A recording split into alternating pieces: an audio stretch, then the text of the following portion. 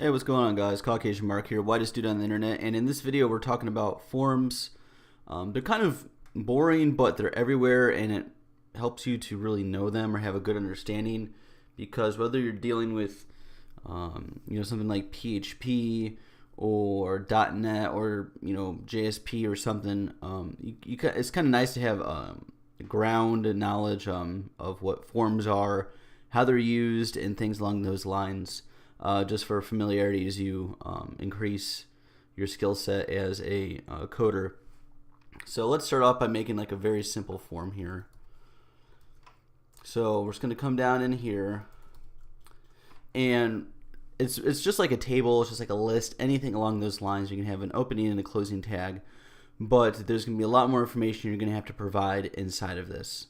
So for this one, let's make this like a I don't know what special kind of forms I need for this example. Let's just do something really basic here. So let's give this a name, and this is going to be first form. Now, typically, I've worked more with PHP than I have JSP or .NET or stuff along this line. So knowing that in advance, just so I don't get muddied down, saying like tons of lines of code.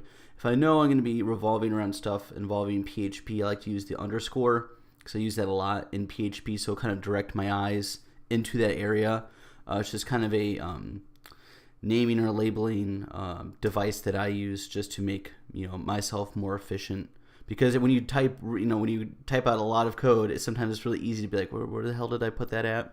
So the next thing you're going to need in here is you're going to have an action.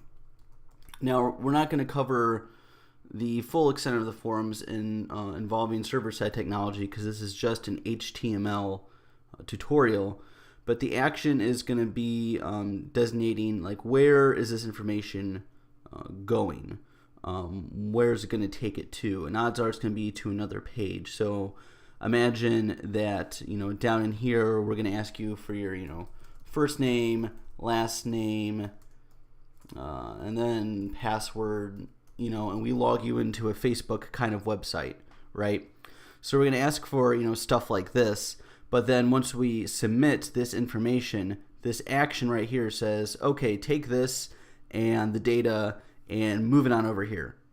So that's what you need to remember about actions. So we're just going to, give it just some kind of generic name of a place we're not going to go to. So let's go into,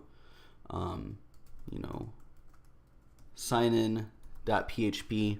Now, if you have no experience with PHP or it sounds kind of frightening, odd, whatever else, don't worry about it because it's not that hard once you learn PHP what's going on with this information. So the next thing we're going to have to do is type in method. Now, you can either see get or post, and I'm not going to go into the details of what either of them do for here, but they do roughly the same thing. They take your information, and it's the process in which it sends it to the signin.php. The only difference between get and post, see if we have the get here or the post there, is that one displays your information inside of the browser itself. You can look at the values being passed. The other one does not. So those are only two minor details about these things, but we're just going to do get just for the heck of it, just so I could show you structurally what this looks like. Let's see if I can pull this back a little bit here. There we go. So we have that in here. Now, what do we want to do? Well, let's do something like this. We're going to have a paragraph tag that says, please give me your first name. And then what do we do after that? Well, we're going to have an input tag right there. And then we're going to have, let's just close that out.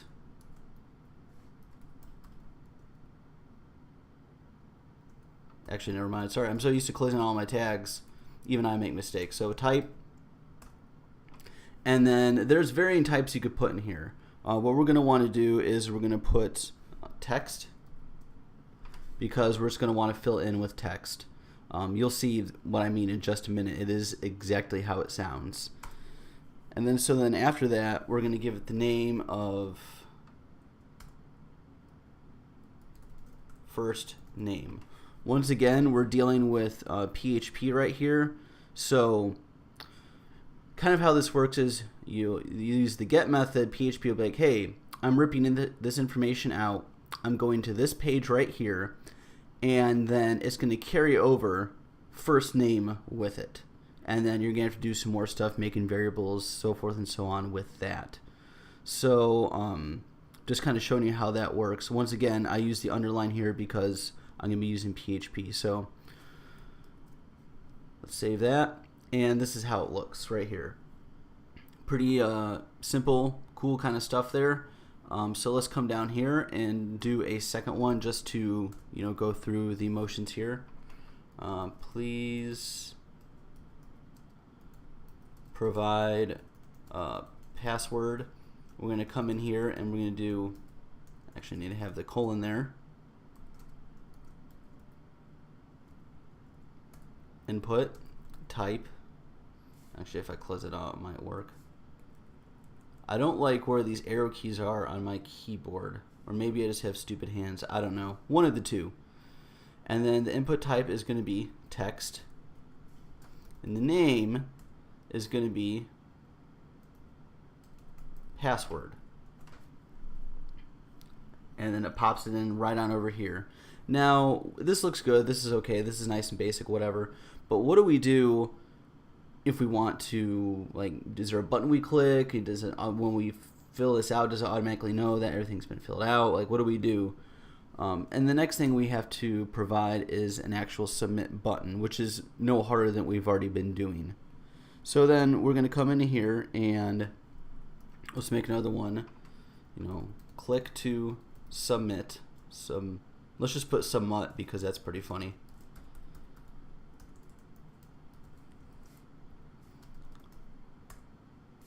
Type, and then in here we could have submit. For name, I typically, on what I've seen, people have the name and the type be identical, so there's no confusion there. So we're going to save this, and it says submit query right here. Actually, let me give it a value because I think it's doing that automatically now that I think about it.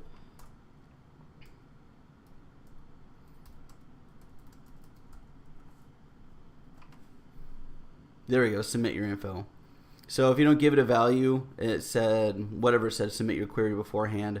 And then if you give it the value, you're changing the name in here. Also for these up here, let me extend this out here, see if it helps out a little bit.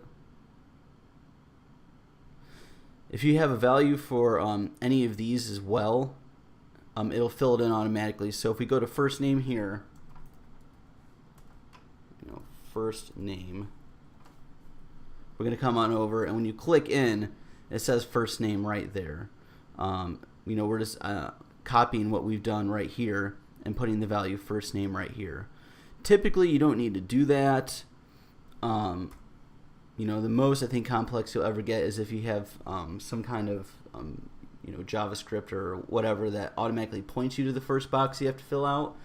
But typically, if you have the text right here that says give me your first name, you don't have to put in here please provide your first name. I'm just showing that you could do it. So this, let's see if I could extend this on over here. Why is this being so difficult? Let's go above right here. There we go. And this is what your typical form would look like right here.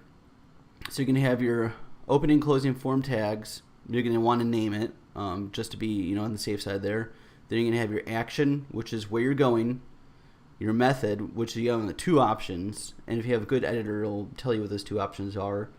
And this is, by which way is, in this case, PHP is what I have in mind. What way is it going to pull the information from here? And then you have, the requirements you want. So you want the first name, last name. You have to give it, say that the person is going to be entering text for the type. You have to give it a name, which is going to be the, information that's going to be carried to the next page. And then you want your submit or submit button. because that will actually fire off this whole process up here. This has been Caucasian Mark. Like, share, subscribe, all that jazz, and I will see you in the next 600,000 form videos I'm about ready to do. See ya.